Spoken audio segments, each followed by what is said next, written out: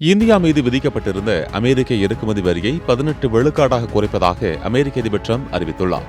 இந்த புதிய வர்த்தக ஏற்பாட்டின் மூலம் சீனா, பாகிஸ்தான், இந்தோனேஷியா, பங்களாதேஷ், வியட்நாம் உள்ளிட்ட முக்கிய ஆசிய நாடுகளுடன் ஒப்பிடும்போது குறைந்த வரி விழுக்காட்டை எதிர்கொள்ளும் நாடுகளில் இந்தியாவும் ஒன்றாக மாறியுள்ளது. முன்னதாக அமெரிக்காவுடன் வர்த்தக ஒப்பந்தம் இறுதி செய்யப்படாததாலும் இந்தியா ரஷ்யாவிடம் கச்சா எண்ணெய் மற்றும் ஆயுதங்கள் வாங்கியதாலும் இந்தியா மீது 50 விழுக்காடு வரை வரி விதிக்கப்பட்டிருந்தது.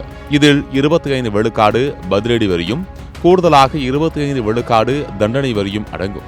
இந்த நிலையில் இந்தியா அமெரிக்கா பேச்சுவார்த்தைகளுக்கு பிறகு இந்த கூடுதல் தண்டனை வரியை அமெரிக்கா ரத்து செய்துள்ளது. ட்ரம்ப் வெளியிட்டுள்ள அறிக்கைகள் பிரதமர் மோடியுடன் நடந்த உரையாடலில் இந்தியா ரஷ்யாவிடம் கச்சா எண்ணெய் வாங்குவதை நிறுத்தி வெனிசுலாவிலிருந்து எண்ணெய் கொள்முதல் அதிகரிக்க ஒப்புக்கொண்டதாக தெரிவித்துள்ளார்.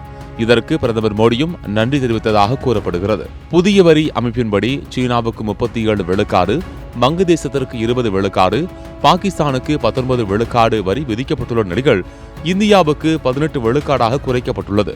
இது இந்தியா அமெரிக்கா இடையிலான நெருக்கமான வர்த்தக உறவை வெளிப்படுத்துவதாக பார்க்கப்படுகிறது. எனினும் இந்த வரி குறைப்பு எப்போது அமலுக்கு வரும் என்பது குறித்தும் இந்தியா அமெரிக்க தயாரிப்புகளை எந்த அளவுக்கு வாங்க ஒப்புக்கொண்டுள்ளது என்பது குறித்தும் அதிகாரப்பூர்வ தகவல்கள் வெளியாகவில்லை.